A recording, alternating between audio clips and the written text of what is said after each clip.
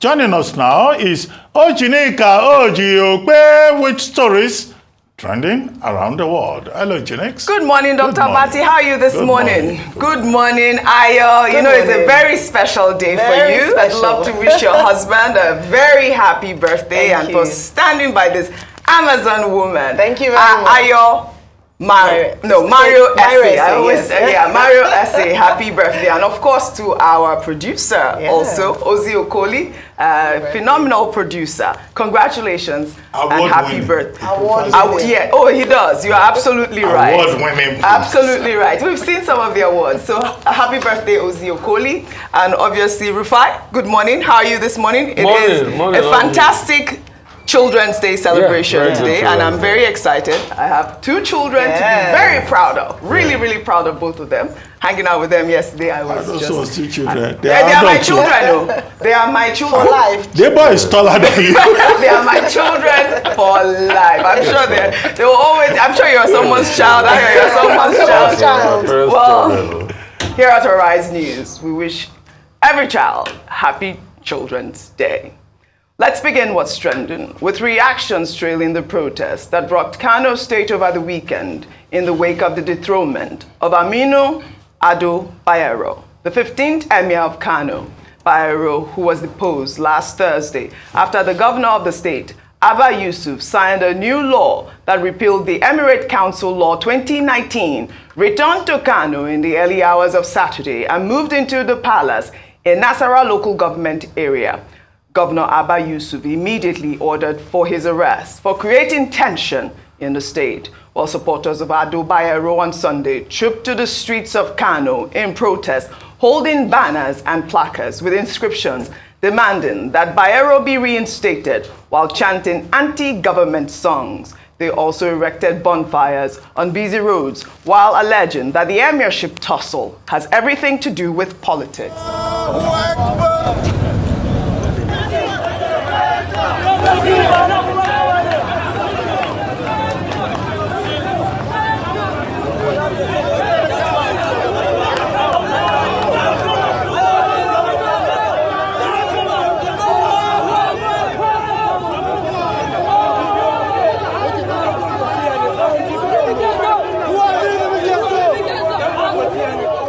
All right, Rufai, I know you're very passionate about this topic, really. I mean, over the weekend, we spoke to a bunch of analysts and, our correspondent in Kano, who has told us that, the Ado Bayero is in the Nassarawa Palace right now being guarded by soldiers. We did have a statement from the defense headquarters saying that the only reason that they are there is because they are trying to, insist on the peace, law and order. But of course, you heard the Deputy Governor of Kano State over the weekend accusing the NSA of using federal might and even providing a plane for Ado Bayero to return back. But now he has recanted. I mean, we have that video. I think he did that this morning. He has apologized to the NSA, who actually threatened him that, if you do not take back that defamatory statement, I will sue you to court. Like the headlines yesterday, 2 emirs, one kingdom. How is this going to be resolved? Oji, it is so sad. Yes. You know why? Because these are family members fighting out there in public glare because of politicians. Our dear Kano is being decimated because of politicians. These are relatives. These are cousins. These are people that have intermarried. The Emir of Bichi, the brother to Aminu, Nasiru, was talking about his very close relationship with Muhammad Sanusi while they were growing up. Both emirs are both 62 years old of age. The same age mates, grew up in the courts together. But politicians, and that's why my prayer for our politicians, may they have the heart like children, pure and clean, to forgive and to heal, to be able to make this country grow. But we saw when the injustice started. So for all of those that are saying, the deputy governor might have apologized to the NSA, but for all of those and the military that is talking, was this not the same military when Sanusi was deposed that was used to escort Sanusi out of town in a plane? Why didn't they use the same military then to bring Sanusi back to town to cause chaos after his deposition? This was the same military that was used to escort Sanusi out of town and security forces. But today, because chaos wants to reign, they have used the same security forces to bring a deposed one back into town. The injustice was done in the first place. We all know since 1819 that this ruling house has been there. There's never been a time as, maybe okay, when you save for the time of Rimi in the 80s, and he saw the consequences. And probably the colonial times, where they tried to push a wheel in the cog of the progress of Kano. We all know that it's only one Serki in Kano. But the law was made to split it into 5 areas under Ganduje. Sanusi went to court then. He won his cases in court, but nothing was reversed. So for all of us that are so quick to talk that, oh, you can ask for the military, if the government in your side, you see the military backing. Can you and I say we want military protection from harassment we face every day? Is it that easy in Nigeria? And now this deposed emir was brought back. Now we have 2 emirs. 2 families are loggerheads. Now all of a sudden the court order came out, ex parte, to wait for the 3rd of June. Probably, I'm sure most parts are waiting for the 3rd of June. But I know in this ruling house, they must have elders. Right. I feel both parties should be called by their elders and they should talk, because they cannot afford to make this family look bad outside. The family that leads the Emirate of Kano. They cannot allow this family to look bad. They should settle it among themselves amicably. All right. We can't keep making this drawn out in the courts. All right. 2 statements that have been released, actually. So, the issue of the soldiers, escorting Ado Bayero out. I believe at the time, Sanusi Lamido was banished. And I think this is a little bit of a different scenario here, where Ado Bayero and the other 5 emirs were dethroned. Let me read the statement from the army regarding the soldiers. They had said that contrary to insinuation by the Kano State chapter of the Nigerian Bar Association as published by Premium Times, troops of the Nigerian Army have not been involved in the Kano State Emirate tussle and are not involved in enforcing any court order. They have only taken proactive steps to checkmate any possible breakdown or breach of the security that may be occasioned by the Kano Emirship tussle. We also saw Atiku Abubakar release a statement over the weekend saying that if war breaks down in Kano State, President Bola Ahmed Tinubu should be held to account. A quick statement, so I take this story. Okay, there are 3 issues that I would like to talk about. What we're dealing with here, conceptually, is a conflict between tradition and modernity, conflict at the level of power, and it is not new. Many students of history will recall that as far back as 1851, when the British wanted to impose the Treaty of Lagos, they deposed Kusoko, Oba Kusoko of Lagos, who was not cooperating with them. Succeeding Oba Kusoko was Oba Akintoye, leading to the signing of the Treaty of Lagos in 1861. Now, you also had the case of King Jaja of Ukpobo. King Jaja of Ukpobo, who was also deposed because he was not cooperating with the British. In fact, he was exiled. He was banished, and then he was asked to return. I think he died on his way when he was returning. You had the case of 1897, Oba Ovonawen Ogbaisi of the Benin Kingdom. He too was deposed, removed because he didn't cooperate with the British. You had to just jump the narrative. In 1966, when Sir Olateru Olagbegi, the Olowo of Owo, did not cooperate with the action group in the Western region, he was removed. It was also around that period when Sanusi's grandfather, Sanusi I, because his grandfather was accused of insubordination because there was an event of the leaders of thought in northern Nigeria, and the Sardauna was there, and he sat down as the Emir of Kano. He was accused of insubordination. He was removed. In the case of Sanusi, Lamido Sanusi, Emir of Kano, it's a case of history repeating itself. So you always have this conflict, which Wole Soyinka has dramatized in Kungi's Harvest. That's one level of it. The second level of it is that beyond this conflict, it's about procedure. Did the government of Kano State, did they handle the matter well? Now, Atiku Abubakar, former vice president, has said the state government acted within the law. Section 4, the lawmakers doing their job of repealing the law. Section 5, the governor doing his bit. Section 6, judiciary also intervening. There's some opaqueness, conflict here. Now, the law allows the president to give his assent within 30 days. Governor of Kano State, taking that repeal chieftaincy law from the House of Assembly, immediately signed it the same day. He had 30 days to consult, to speak to the emirs that will be removed, to say, you guys are going. This is what we have decided, and I'm going to sign the law. Talk to the emir who had been deposed, that's Ado Bayero, and then, try to do his own work before now signing and do the process. But the whole thing was done in such a hurry.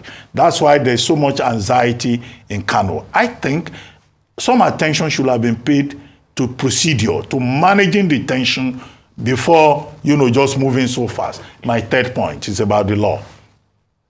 We're told that Justice Liman, ordered an injunction, a restraining order and order, where ex parte orders are usually, abused. And questions have been raised about abuse of ex parte orders. But the law is an ass, as Charles Dickens has told us in A Tale of Two Cities. So even when the law behaves like an ass, you still respect it. The only way you can vacate it is still to go through the process of law. So these are the big issues in Kano, but the residual point is that it is important that peace is maintained. Absolutely. Kano has a large population. It's a very volatile place. President Tinubu, which is the point by former Vice President Atiku Abubakar, cannot afford violence in Kano State. And he has a duty to intervene and make sure that the peace is maintained. The military, they say they are on standby. Well, they say if the police are overwhelmed, they will step in. What we just want is that we don't want crisis in Kano State. And President Tinubu should see his own interest in the matter. He cannot preside over chaos in Kano or any part of Nigeria. Any part of Nigeria, really. There must be peace in Kano State. Let's take another story. President Bola Ahmed Tinubu's trip to Lagos to inaugurate the Lagos-Calabar Coastal Highway has been met with mixed reactions. Well, over the weekend, one lane of the third mainland bridge was shut down ahead of his arrival and was lined with the Nigerian and APC flags, as well as photos of the president in preparation for his 1 year in office. The president, during the inauguration ceremony, lauded the Minister of Works, David Umahi, for rehabilitating the third mainland bridge and his diligence in handling the coastal highway project, saying that he was very happy and should be allowed to brag. Let's take a listen before we take some reactions. Today is my day to brag. Whether you like it or not, you are here. And the hope is here. If you have hope, you have Rahman, you have Asiwaju, and you have Dave. The deal is done. The dream is realizable. I said earlier, it's my bragging day. The way we are going, we have a road that will outlast us and outlive all of us here present. That is how to build the future. I commend the Honorable Minister of Works once again. Like I said, it's my bragging day. Don't be afraid. We will do this road. 700 kilometers. will be a success for Nigeria, and we'll do more of this. You and I together, the whole Nigeria, a very bold endeavor. Please, share with me. Share in the joy. I am a very happy man today. Thank you very much.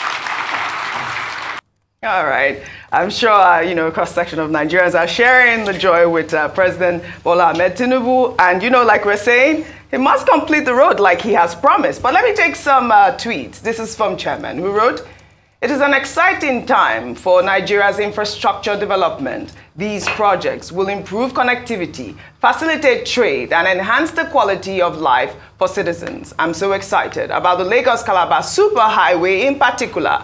We're all looking forward to the positive impact these projects will bring to the country's growth and progress." A great statement there. But Ayo, I talked about the flags on the Third Mainland Bridge. This caused a lot of controversy. Let me take this tweet.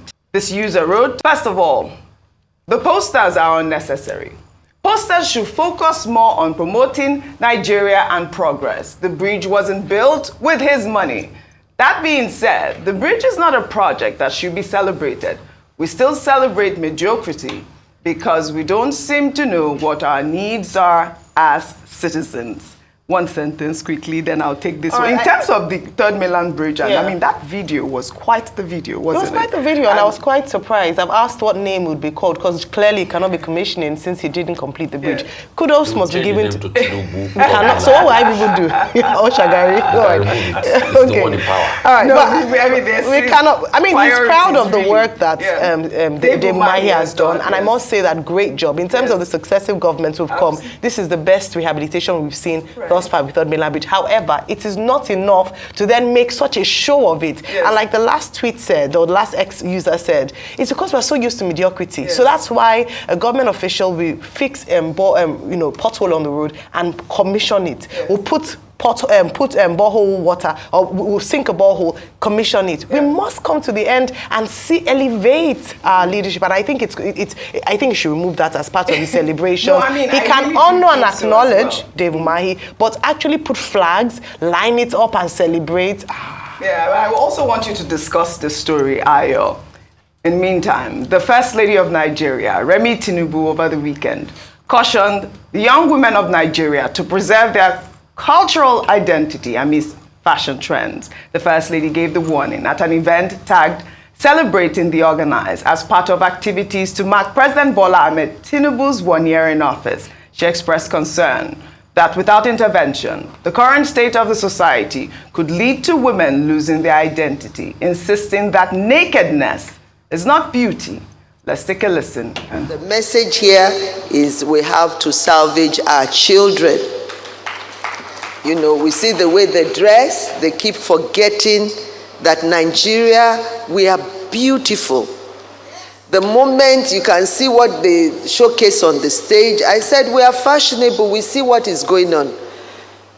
We are not having a Met Gala, and everyone, their nakedness is just everywhere. And the men are well clothed. So we have to do something. Tell them the way it is. We don't accept nakedness in our culture. That is not beautiful. It's not beautiful at all.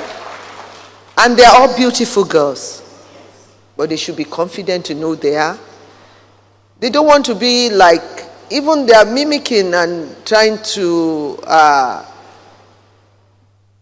emulate film stars from America. They don't know where they come from. Well, as a mother, I must align myself with this, but she made other statements, but I'll come to you on that. In another development, a group of cross-dressers in Ikorodu, Lagos State, have staged a protest to demand the immediate release of popular cross-dresser Idris Okuneye, popularly known as Bob Risky, who was sentenced to 6 months in prison in April for abusing the naira. Bob Risky is currently serving time at the Ikoyi Correctional Center until October 2024. The protesters were heard singing, "You can imprison my body, but can't so. What shall we say about these things, or to these things? To be honest, I mean, people are free to protest and say what they like, but in terms of priority, you wonder, okay, what's so important about what's happened that you actually stage a protest for Bobrisky? Everyone is allowed to have their fans. People are allowed to come out and speak on behalf of whomever they like. But I believe that the main issue should be about victimization and fairness, because we still have what happened to Cubana chief priest. And with regards to the First Lady, absolutely spot on. I do think that we should preserve our heritage, our culture, but in the way that it should be done, it should be progressive as well. It's a new age at this moment. I wish we had a lot of time to discuss that, but we'll take our final story now. Over the weekend, Vanguard newspapers marked a 40-year milestone at the Eko Hotel Banquet Hall and used the occasion to honor 28 eminent Nigerians who have distinguished themselves in various fields of human endeavor. Among those recognized were founder and CEO of Air Peace Airline, Dr. Allen Onyema, and the Minister of Interior, Dr. Olubunmi Tunji-Ojo. Both received the 2023 Personality of the Year Award. The award for outstanding governors were given to the Lagos State Governor, Babajide Sanwo-Olu, Peter Mbah of Enugu State, Governor Obaseki of Edo State, and the Governor of Osun State, Ademola Adeleke, who lit up the stage dancing to Davido's hit song, Feel. Let's take a look.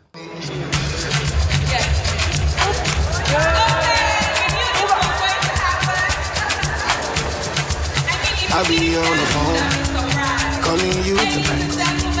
I wanna make you feel me, make me know the fight. I don't wanna sleep alone, wanna hold you tight. But I fool my eyes, but I'll be alright. Forever, on my laptop, on my ghetto, on my sheet on.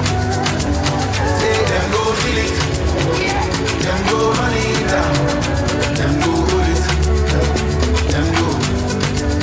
Say them go feel it, them go run it down, them go hold it. Pure entertainment. Jackson. You know, Jackson will never disappoint. Look at you. I know that's what happens when you see Jackson Adeleke on TV. You know, that was a beautiful event. Congratulations to the 28 people. Oh, you did, because you were doing. I saw how you did it. I know. Jackson, every opportunity for him to dance, I thought that he really lit up that event. It was beautiful. As I was saying, congratulations to him and all the prominent Nigerians, Dr. Allen Onyema and Tunji-Ojo, both won the Personality of the Year. Congratulations to all of it. Dr. Avati, quick second before we wrap. Well, congratulations to all the awardees and also to Vanguard newspapers that managed to put up a very successful event, and also to champion newspapers that also had a similar event. But as we always say on this table, Governor Jackson never disappoints. Never disappoints.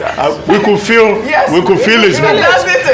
We could almost hold. I saw you all dancing. Well, all right. I thought to share our viewers up. I'd like to thank you all for your great analysis, as always, on What's Trending. Well, that's all I have for you guys on What's Trending today.